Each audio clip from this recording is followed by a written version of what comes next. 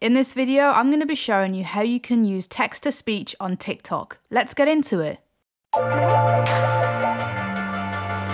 Okay, so here I have TikTok open, and to start off with, I need to create a piece of text for the software to read. We can do this by clicking on the text icon at the bottom, and I'm just going to type out some text. Okay, so there I have my text typed out.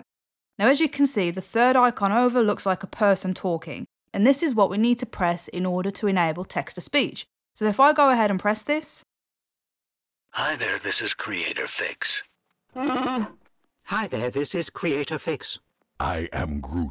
Hi there, this is Creator Fix. Hi there, this is Creator Fix.